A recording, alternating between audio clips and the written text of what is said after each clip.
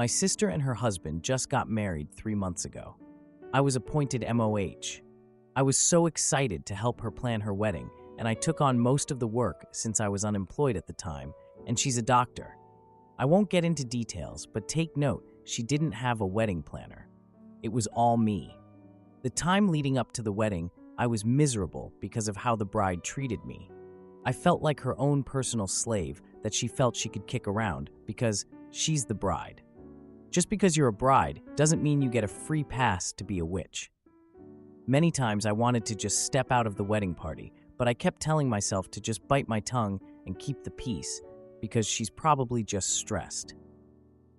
After doing so much for her, she refused to invite my fiance, even if we've been together for 12 years, but invited my siblings, partners who have been around for only 2 to 3 years. My sister and her guy dated for a year before they got engaged, so we don't really know him too well.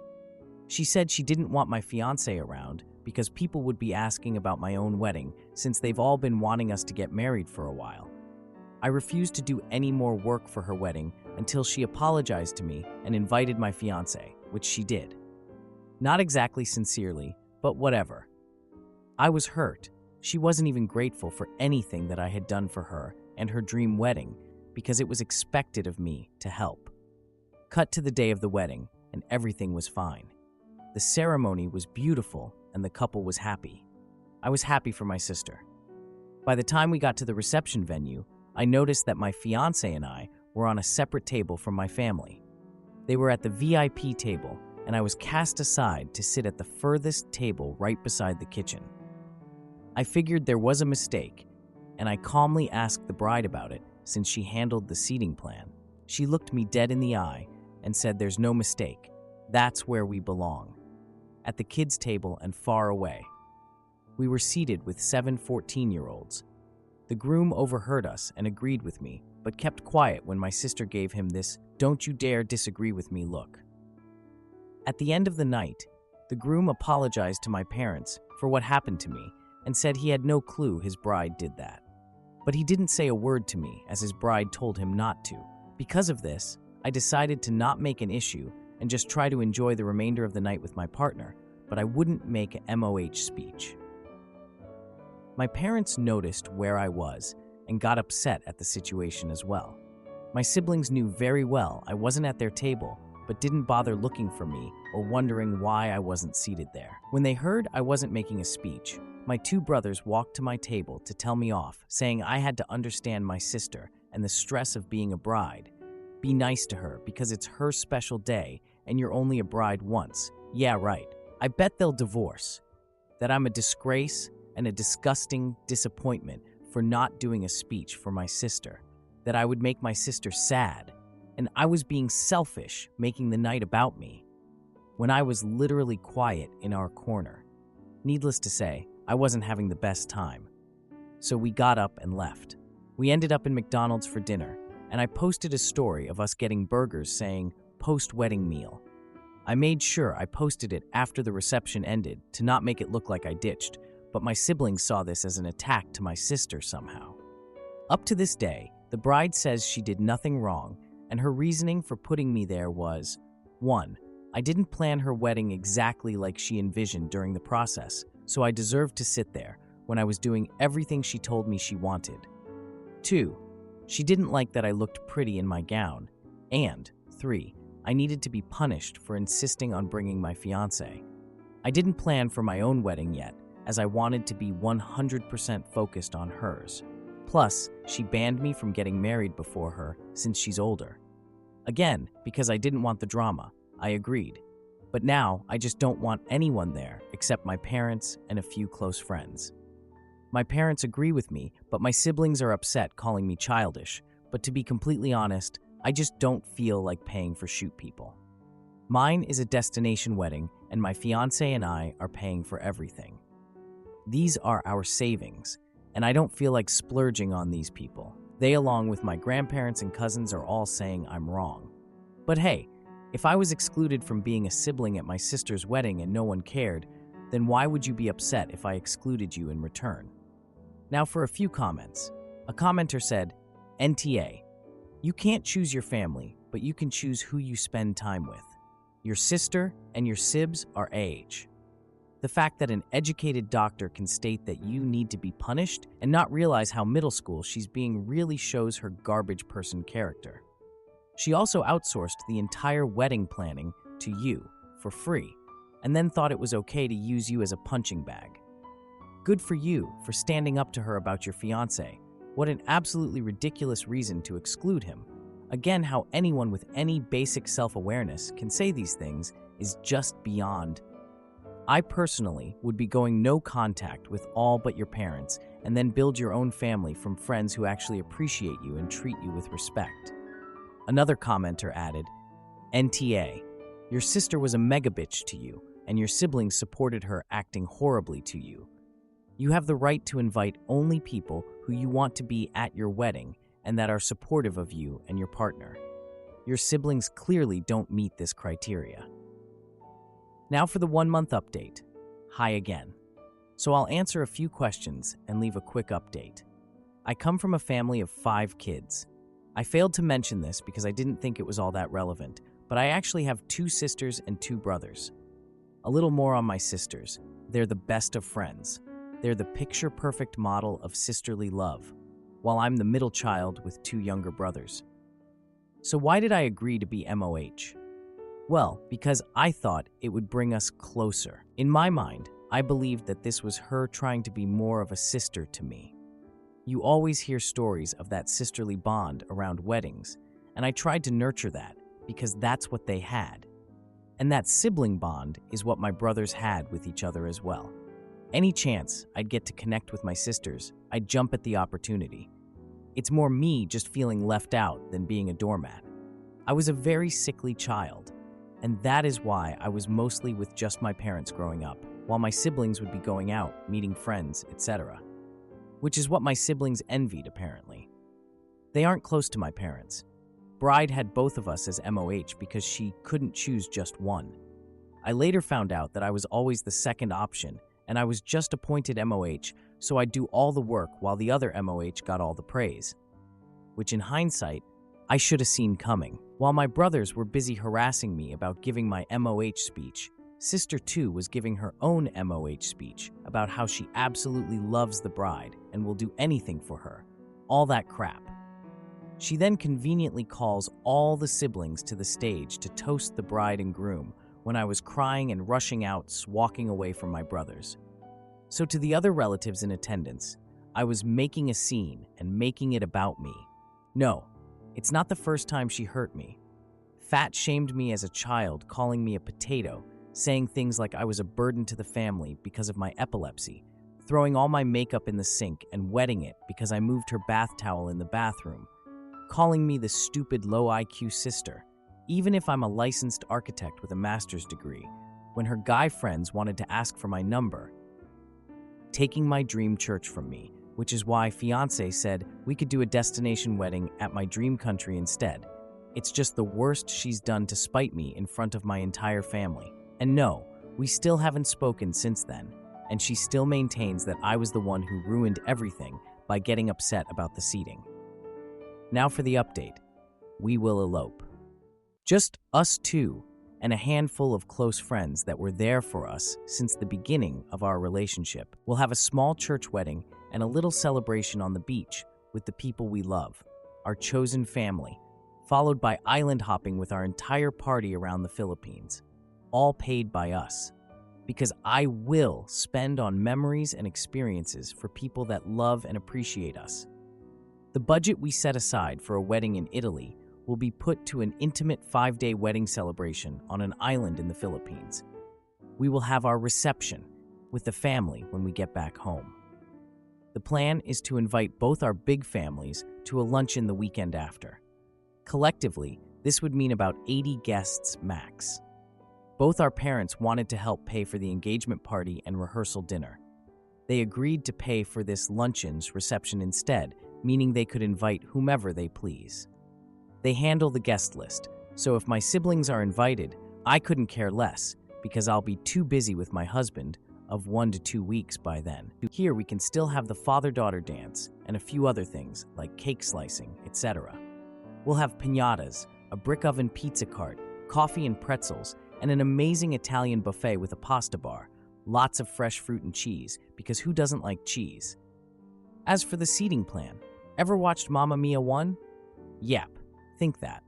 A long winding table where my siblings can be as far away from me as possible and as close to the service area as possible without it being obvious, because they'll all be together at their own siblings' table.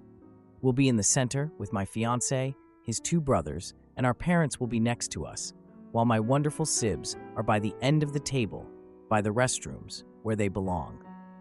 I don't care at all if they're invited to this lunch, because I really have nothing left for them. Not even anger. I'm just so done with them that I'd feel more for a stranger on the street than I would for these people. It's indifference. They've hurt me so many times that I'm numb to their existence. No bridezilla allowed. My sister expects to be my MOH in return. Definitely not going to happen since my siblings won't be present in the ceremony. I do not need her around. I do not want her around. Yes, she will be invited out of courtesy to the reception, most likely, but I will make sure she's set aside like I was. How so? We recently found out she's pregnant, so I'm planning my wedding around her due date. Luckily, she's due around June, which really was the month we wanted. So if she does decide to attend with a newborn and her huzz, well then, she's going to be at the kiddie table and told to step out when the baby starts to cry. In the end, our wedding day is for us. And eloping is the only way I feel like we could just sit and enjoy our special day together, away from all my siblings and family issues. Then we get back, have a get-together lunch with some good food and good fun, which is really all it is to me, a lunch. Luckily, Fiance's fam isn't as insane as mine is. So there you have it. Thank you all for your messages and comments and insights. I really was going a bit loco back then, thinking I was overreacting, but thank you so much for the clarity. Cheers to the end of this emotionally draining year. XX. Now for a few comments. Love Animals 735. That sounds perfect. I love it. Small weddings are so much fun instead of the headache of a big wedding. No drama, no stress, easy and fun and loving like it should be. Congratulations, and I want an update on how your wedding trip went. Definitely do an update. Then OP replied, "We'll let you all know how it goes. Right now, we're deep into planning mode and we're simply enjoying the process." Quick Store 2989. Don't let your parents deter you from your plans. Then OP replied, "Oh, they definitely won't. But thank you for the concern. From either side, haha. Both our grandparents were very problematic to our parents for their weddings, so they're pretty hands-off when it comes to our plans." Land of Green Ginger 62. Yeah, a bit too hands-off when it came to your bridezilla sis's wedding. Hope your plans work out, and they don't, again, succumb to pressure from manic older sis to have her more front and center. Now for the 9-month update. I know a number of you have been waiting, and I swear this is the soonest I could post. I'm sorry. I promise I'll explain. The wedding. I absolutely enjoyed wedding planning with my husband. If you ever decide to get married, do a small wedding. You'll live longer, I swear. We told our friends and families that we were pushing back the wedding and wanted to do a destination bachelor-bachelorette trip first. They had no idea we were actually getting married on this trip. We got to Boracay 3 days before everyone for some us time. When friends arrived, we did all the fun island activities. The night before our wedding, we asked everyone to be up at 7 for breakfast and to dress up in tropical beach outfits for cute pics. We told them to pack this beforehand. Once everyone was there, husband told them we were to be married at 4 p.m., and this was actually an elopement. The excitement from all our friends will forever be a core memory. It's the best feeling to actually have people genuinely happy for you. Us girls did each other's hair and makeup, cried and hugged a lot, while the boys had a good time drinking and playing football.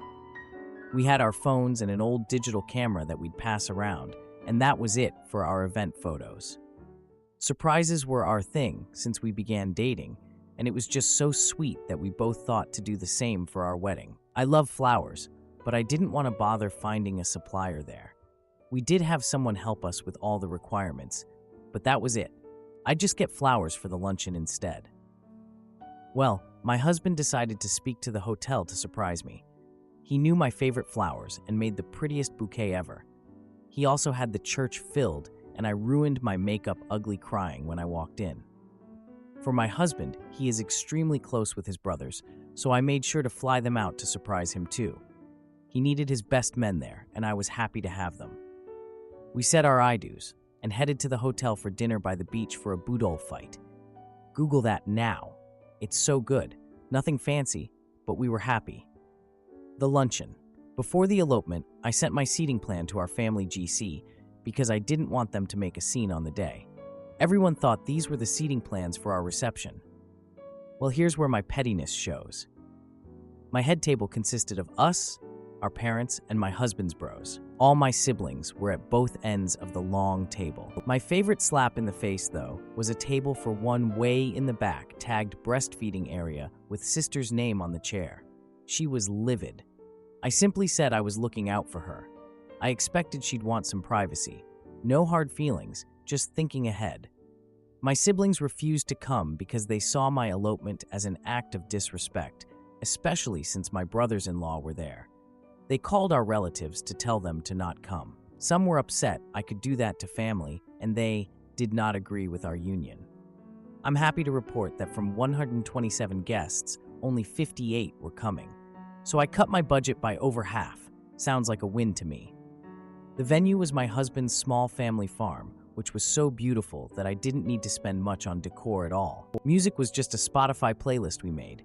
Photos, prenup, beach, and lunch were all by my friends. Cake was baked by me and Mom 2 nights before. Flowers I bought myself from the morning market and arranged with my girls. My dress was just one I had in my closet. Food. We asked people to bring over potluck meals instead of gifts if they wanted to. We still had our pizza oven, pretzel cart, and coffee bar that we paid for instead of a caterer. E-invites were designed by us and sent via email. Since my siblings all didn't want to attend, only Bridezilla's hubby got an invite, with no option for a +1. Her C-section was scheduled a week before my wedding. Did she notice I planned for her to miss the luncheon? Yes, she did. It was magical. Us being so unaffected upset them even more. But I've come to realize that the louder you try to force people to side with your opinions and your narrative, then the more toxic, unhinged, narcissistic you are. No, I didn't need to go no contact with them because they all decided to be no contact with me. I didn't even need to try. Blessings left and right. For those blaming my parents, none of my siblings were neglected. If anything, they gave my sibs so much more time and freedom to compensate for all the attention I needed. Remember, these kids are grown but adults. My parents are seniors. They're tired. They told my siblings off for being gigantic gaping a-holes, but what else can they do really? Put them on timeout? Since both our parents wanted to pitch in, they helped us with a down payment on a house instead. In return, we surprised them with a 1-week vacation each to Amampulo. We saved so much from our wedding and luncheon that we just wanted to show how much we appreciate their support and love. Lastly, any extra food and flowers were either taken home by guests or donated. That just made everything more special.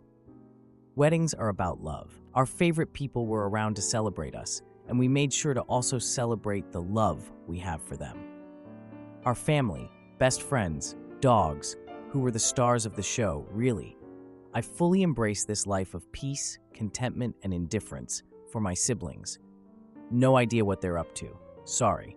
They kicked me out of the group chat, and I only know my sister gave birth because brother-in-law messaged she did. Last thing I heard is they were still trying to badmouth my husband, but we really couldn't care less. We've moved on. Sucks for them. They haven't. Thank you all for following along. It was empowering to know I wasn't alone and enlightening to hear that this type of sibling abuse isn't actually normal. This is your kitty table. MOH finally signing off. P.S. I was told this reached TikTok and YouTube vids, so fam, if this reaches you, well, PPS, a big reason I didn't get to update you is really bad morning sickness x2. Now for a few comments. First commenter said, "Congratulations on the wonderful and drama-free wedding. By the way, great choice on Boracay. One of our favorite spots to visit when we go home. As for having boodle fight for reception, great idea. Big celebration in the Philippines usually involves having that set up. I hope your parents enjoyed their vacation in Palawan. That province is so picturesque.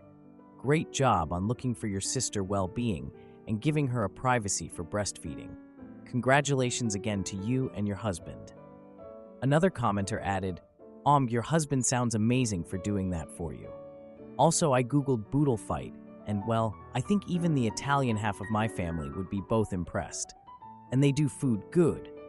Your wedding sounds amazing and way more fun than hers. Cute that they thought yours was disrespectful. Can't handle what they dish out, huh? She's mad you didn't throw her the most Pinterest-worthy baby shower ever, and of course buy her the 12 most expensive gifts on her registry?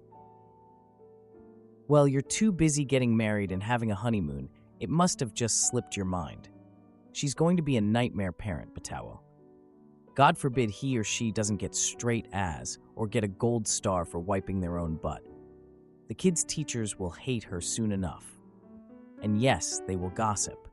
You, on the other hand, I hope your baby grows up to be tough like their mom. Am I the idiot for refusing to take down the video of my landscaper stealing my lawnmower? Paid to have grass cut while out of town, and landscaper stole my lawnmower. I used a third-party service that basically hires local landscapers to cut your grass for temporary needs.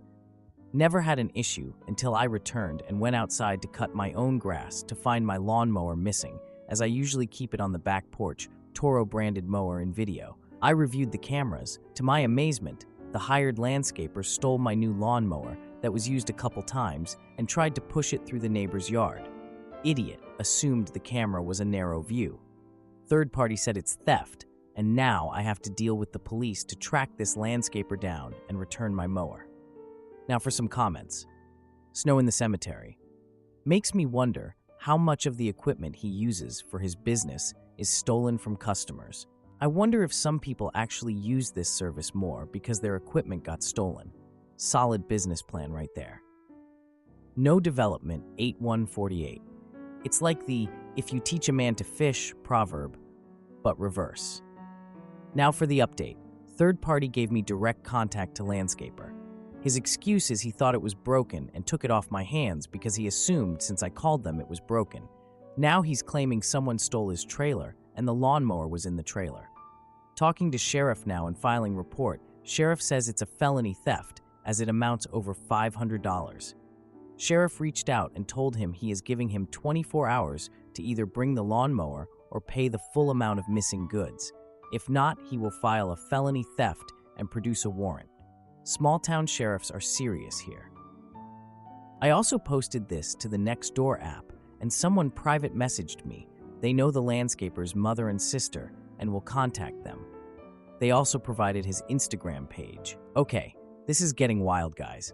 Someone posted the video to Facebook from Nextdoor, and now people who know him directly are making fun of him as he goes by a different person on social media, professional, self-made influencer, and tagging him in the post. I didn't want to dox the guy. I just wanted my lawnmower back. His mother also reached out to me and asked me to take down the videos and post as it hurts her son's business and reputation. I never laughed so hard. I let her know my next steps, and it's not her responsibility to make her son's wrongs right. I sent her the receipt so she can forward it to him, as he has 23 hours left before he has a warrant for his arrest. He has deactivated all his social media as all his tags are grayed out. It's 9:47 p.m. here, people. I will call him at 7 a.m. for an update on what he is going to do. I honestly have no faith in this whole situation. We shall see until tomorrow morning, guys. I woke up to 36 unknown missed calls from 1 to 4 a.m. Thank goodness for sleep focus and silence unknown callers. I called him back and my phone goes straight to voicemail, so I used my Google Voice number and his number rings. He blocked me from contact when all I'm trying to do is retrieve my lawnmower. Also, contacted the mother, and looks like she had a change of heart. She tried calling him, and he didn't answer either. So she said, "Do what you gotta do." Is the dude trying to flee over a freaking lawnmower? I'll try again in a few hours. This is now starting to piss me off. I was finally able to get in contact with him through his sister. He claims he doesn't have $579 to pay for a new lawnmower, and can I tell the sheriff to give him 2 weeks to at least get the funds? I told him that is not my issue. I said if you're a business owner, you should have some type of credit card or account. He is so desperate that he even said he'll cut my grass for free to make it up. This undeniably admits his guilt to theft. I rarely go in the backyard unless to cut my grass or BBQ, and my lawnmower was missing for almost a week. I told him he better borrow or ask his family because I'm not budging on pressing charges and following through with the sheriff. He has exactly 9 hours and counting. Sheriff sent a deputy to my house to survey the area and take my statement and get documents from both LawnStarter, the company that contracted the landscaper. Deputy said they pulled him up as he has a record in another county, for guess what? Drumrolls, theft. They are not waiting and are deciding to move forward with the warrant. I can't feel sorry for this guy. He made this bed, now he has to lay in it. I just received a text from the guy from another number. This dude really is doubling down on his idiocy, including screenshot. I'm just gonna forward this to the sheriff. Quoted from text. Hey man, this is Deshaun. You posted a video of me moving your lawnmower. I didn't take the lawnmower because of bad intentions. I thought it didn't work, and I was doing you a favor. I have plenty of customers who ask me to haul their old equipment all the time. I tried starting the lawnmower, and it didn't even fire up. I'm not going to pay you for something you left abandoned in your yard. That's on you, not me. As for the sheriff contacting me, I have a great attorney that will make sure this issue is resolved. You act like this is a downfall, but through all this, I shall come up. I'll still keep making money and doing great because God got me and my family. You stay blessed. Dude has fallen on the deep end. Now I think it's best for me to cease all communication. It's so bad I sent the messages to his mom and sister. He needs genuine help. Since only image link can be posted to this comment, I merged the messages I sent his mother's sister with his comments. Warning: insensitive comments. This is possibly the final update, unless I hear anything back from the sheriff. If he gets arrested, I'll make sure to make a new post with the mugshot. In the meantime, I'm going to purchase a new lawnmower, this time electric, where I can leave it in the house. Thanks Reddit for tagging along. The jokes, engagement, and positivity kept this stressful situation at bay. I appreciate all of you. Anything new, I'll continue to post it here. Now for some more comments. God, I'm glad for you that someone's moving on this. It made me really angry. What pissed me off the most is how he looks directly in the camera to see its field of view as he is leaving. He's a turd. I wonder how many lawnmowers he's stolen from little old ladies. Geez, what a terrible excuse. If I was dumb enough to steal it, I'd at least claim I wasn't thinking and just grab the mower out of habit, forgetting it was yours. That's what I thought at first. Like, I could definitely see if it's the last house of a long day and just thinking about GTFO and going home, picking up and blowing off the sidewalk, just grab mower and go to the truck. But to be like, oh, I thought it was broken and you would be happy I took your junk away. It is a bit of a stretch, especially since he didn't even try to start it. It's a new mower. I used maybe 2 to 3 weeks before this happened. The grass clippings bag is not even dirty. He probably started it. It had gas and is a 1-pull start lawnmower. I'm sorry, but your mower is probably gone, sold to someone. That's why he's not giving it back. And who knows what that person has done with it. Unfortunately, it looks like it will have to be taken legally. My husband and I have been married for 10 years. We have 2 kids, ages 8 and 5. My husband has always been a bit of a flirt, but I never thought much of it because he was always very loving and attentive to me. However, recently, I've noticed that he's been spending a lot of time on his phone and being secretive about it. When I asked him about it, he brushed it off and said it was work-related. I decided to check his phone when he was asleep, and I found messages between him and a coworker that were very flirty and suggestive. I confronted him about it, and he admitted that he's been having an emotional affair with her for the past few months. He apologized and said he would end it, but I'm not sure if I can trust him again. I feel so betrayed and hurt. I don't know what to do. Now for a few important comments. One commenter said, "You need to have a serious talk with him about boundaries and trust. If he's truly sorry, he'll be willing to go to counseling with you. Another commenter added, emotional affairs can be just as damaging as physical ones. Take some time to think about what you want and need. Then OP replied, I appreciate the advice. I'm considering counseling, but I'm not sure if he'll agree to it. Now for the 1-month update. It's been a month since I found out about my husband's emotional affair. We had a long talk about our relationship and decided to go to couples counseling.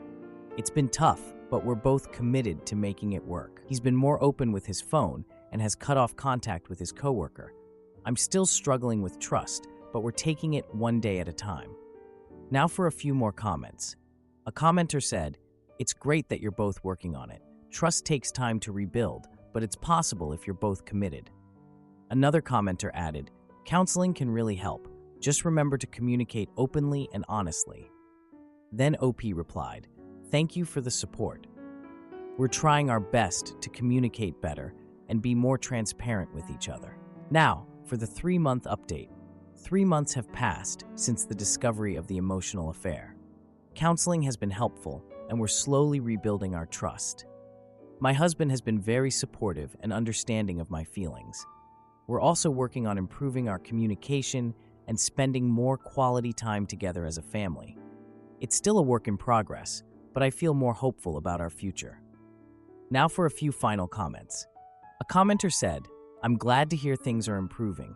Keep focusing on your relationship and family. Another commenter added, rebuilding trust is hard, but it sounds like you're on the right path. Best of luck to you both. Then OP replied, thank you. We're committed to making our marriage stronger and healthier. Am I the idiot for calling off my wedding because my fiance and his sister act like they're the ones getting married? I, female 30, am getting married to Roy, 31 meters. We met in college and hit it off right away. He's handsome, charming, smart, and supportive. We fell in love and planned our entire future together. We planned where to live, how many kids to have, vacations, college fund for children, retirement, etc. I love him so much. He's my soulmate and my best friend. He would tell me he's proud of me whenever I achieved something. He's super supportive of my dreams and ambitions. He'd motivate me to take up projects which I was hesitant to. He'd reassure me that I'm capable and talented enough. He'd compliment me every time I got dressed to go out and tell me how lucky he was to have me as his girlfriend. Roy's father passed away when he was just 8 years old, and his elder sister Kim, female 33, was 10. His mother, Yami, female 55, never remarried. She's a very kind and sweet lady. I never got to know Kim, as she lived in a different city for work and rarely visited us. We got engaged 8 months ago in an engagement ceremony. Kim moved back to our city and found a job here. This is when things started to get complicated. It's customary here for the girl's parents to pay for the wedding. My dad hired a wedding planner and told me to plan the wedding with them to my and Roy's liking. When we started the planning process, my future mother-in-law stayed out of it, but Kim would tag along with us wherever we went. To the florist, to the wedding planner's office, to the caterers, everywhere. I wanted it to be just me and Roy. I told him that I didn't like future sister-in-law third-wheeling something just the both of us should be doing together. He told me that Kim just wanted to be involved in her brother's wedding and I should be more welcoming of her.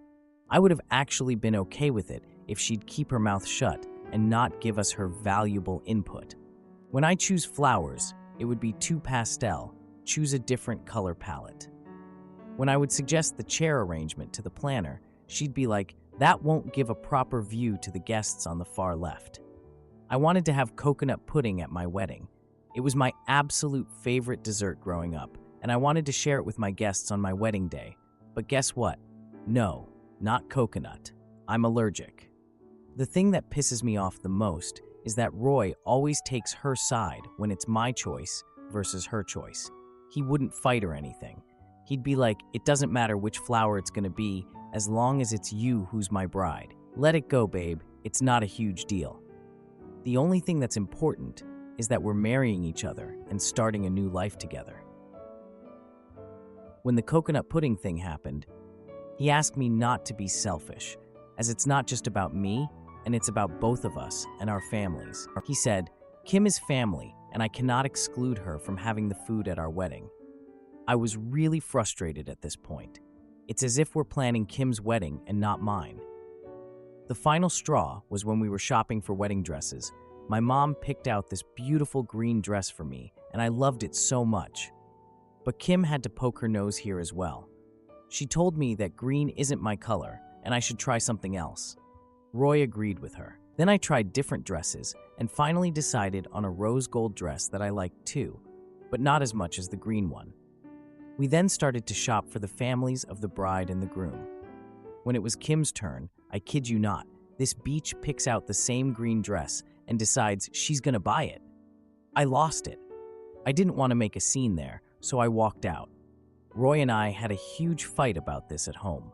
He told me that green wasn't going well with my skin tone and that it suits Kim better, that I should stop acting so immature, that Kim picked that dress after I'd already picked out mine. I couldn't believe my ears.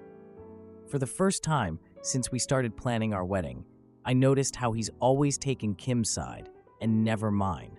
I couldn't believe that the man I was looking at was the same man I fell in love with. Roy and Kim shared a strong bond due to losing their father so young. They were each other's best friends and support system growing up. But that doesn't justify him taking her side when it's our wedding and our vision.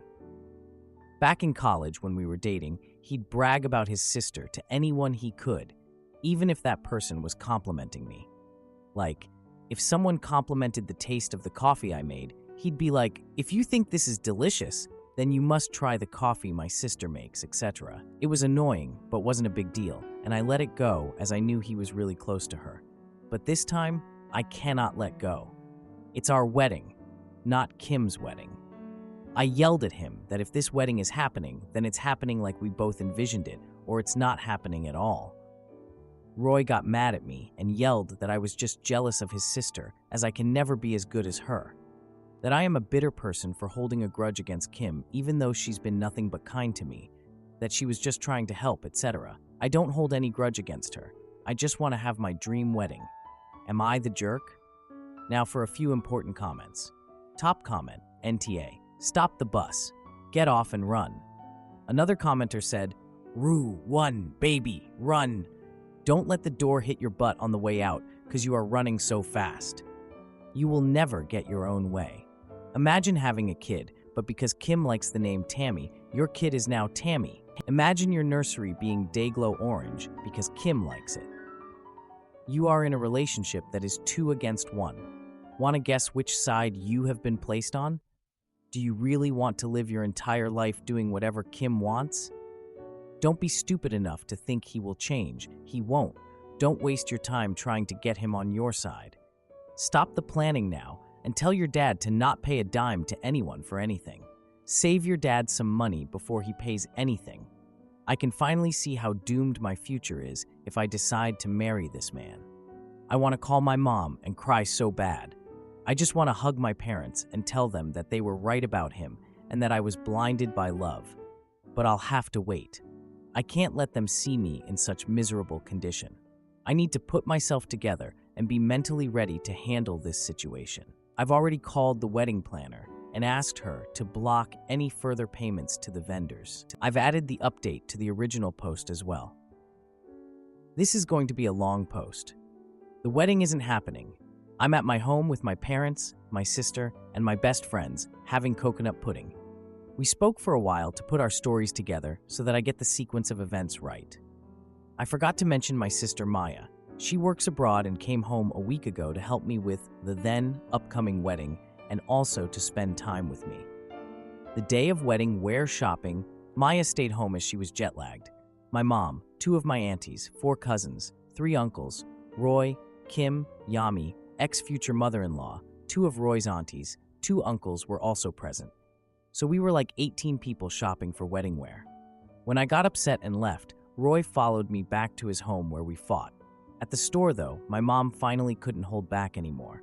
She yelled at Kim and called her some nasty names. Kim retorted by calling me a few nasty names. This led to a messy shouting match between Team Bride and Team Groom, Yami attempting to calm the situation down. Police were called and they were all escorted out of the shop. After this whole thing happened, Kim went missing. This is when I had that fight with Roy and went to stay at my friend's home. Kim wasn't answering her phone, and she wasn't at any of her friends' or relatives' places. Roy and Yami searched for her everywhere as they were worried for her safety, then found her at a distant relative's house the next morning. Yami had called me, which I didn't answer, to ask if I knew where Kim might have gone.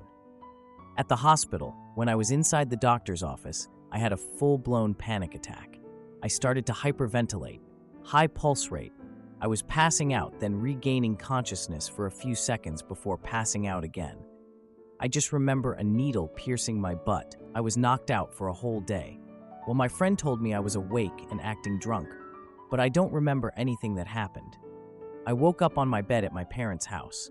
Nobody asked me anything or spoke to me about what had happened.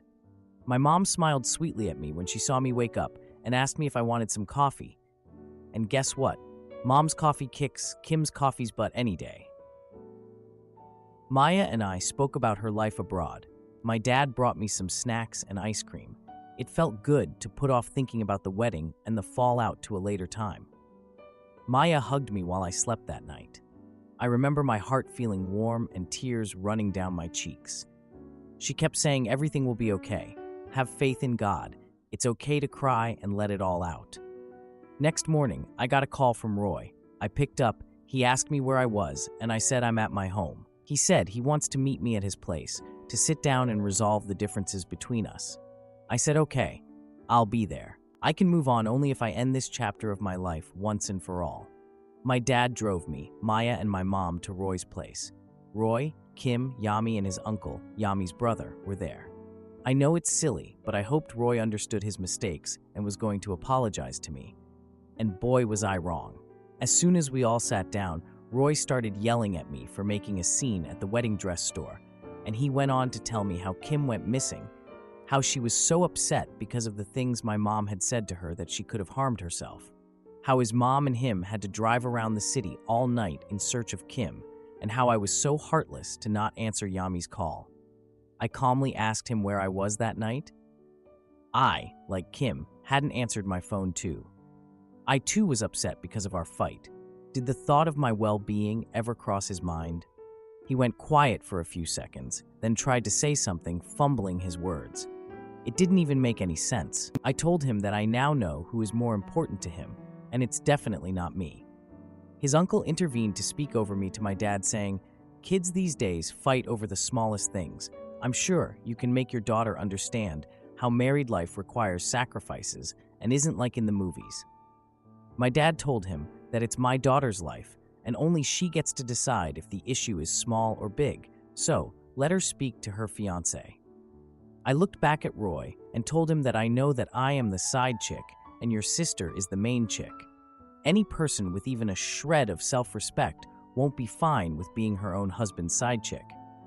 I said, "You are free to marry your sister at the dream wedding that she has planned." At this moment, I saw his face turn red, and before I could understand what was going on, Roy had slapped me across my face so hard that my inner cheek and my nose started to bleed. My dad punched him on his face, got him in a chokehold, and continued punching on his guts. Yami, my mom, and his uncle were trying to separate my dad and Roy. Maya hugged me tightly and was tending to my bleeding nose when Kim yelled like a banshee, blaming me for something. I'm unable to recall what she exactly said. Even Maya doesn't remember it properly. I think it was on the lines of, "I wish you had never come into our lives and made it a living hell," while marching up to me with her hand in the air to hit me. Maya held Kim's hand before she could hit me and backhand which slap pet her. Kim fell to the floor and screamed like she was being skinned alive. By this time, the neighbors came in and separated everyone. The police and ambulance came a few minutes later. Roy was bleeding from his mouth and his face looked bluish. The ambulance took him away. I was taken in another ambulance. After I was treated, I was taken to the police station where mine and Roy's family were seated, but Roy wasn't there. Yami approached me and told me that she's sorry and wished me luck for my future. The police took my statement and asked me if I wanted to press charges against Roy. I said yes. They informed me that his tooth had been knocked out and one of his ribs was broken, so there is a chance he might press charges against my dad. By midnight, we were all allowed to go home. This morning, my friends came over and we all had our breakfast together. After a lot of discussion, we decided that I need to start therapy as well as medication for my mental health. We ordered pizza for lunch, and my dad kept making lame jokes. Later, Mom, me, Maya, best friend 1, and best friend 2 started reading the comments on my post. Mom was so happy about the replies to my comment about wanting to call my mom and cry. She told me that I should never worry about being vulnerable with them. I need not put on a strong front for them when I'm actually hurting inside. She said she'd wished I'd contacted her sooner. I would like to thank every single one of you who took out time to comment and show concern for a complete stranger. If it weren't for people like you, I wouldn't have seen the issues that I see so clearly now. I might have even forgiven him and ended up in a miserable marriage. I thank you all from the bottom of my heart. You all restore my faith in humanity. And for those who said that I need to grow a spine, well, yes, I do, but I'd like to share my POV. In my country, girls are taught from a very young age that girls who keep families together are good girls, and girls who break families are bad ones. Even though my parents never taught me that, and I have a master's degree, this concept somehow got ingrained in my brain at a very young age. That's why I wouldn't speak up to Kim. I didn't want to cause conflict between them, because that's what the bad girls do. I hope therapy helps resolve it. I'm still grieving the loss of not just the past and the relationship, but also the beautiful future I dreamt of. I'm grieving the loss of the love of my life, a person who actually never existed. I know it will take time for me to heal, but I do feel lighter. My parents are over the moon, but they hide their happiness from me as they know I'm still hurting. They look like they've aged backward. Roy has been discharged from the hospital. I hope he and his sister live happily ever after. Now for a few comments. You have such a supportive family. I am so happy for you that you found out who really loves you and dumped Roy. You're going to be so happy without Kim and Roy destroying your happiness. Then OP replied, the way I felt so claustrophobic since Kim moved back is something that I have never experienced. Now that feeling is gone. This shows me that it was the right decision to dump him.